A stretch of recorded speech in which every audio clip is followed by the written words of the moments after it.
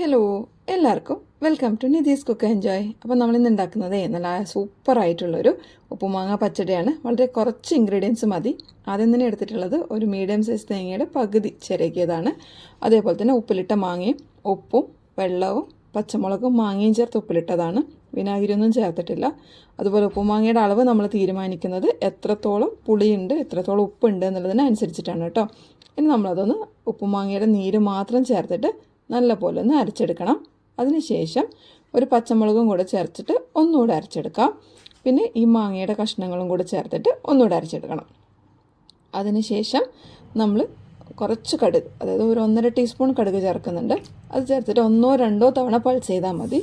കൂടുതൽ പൾസ് ചെയ്യണമെന്നില്ല. നിങ്ങൾക്ക് മഞ്ഞൾപ്പൊടി വേണമെങ്കിൽ ഒരിത്തിരി മഞ്ഞൾപ്പൊടിയോടെ ചേർക്കട്ടോ. അപ്പോൾ നല്ലൊരു ഫ്ലൂറസൻ കളർ അതിന് കിട്ടും.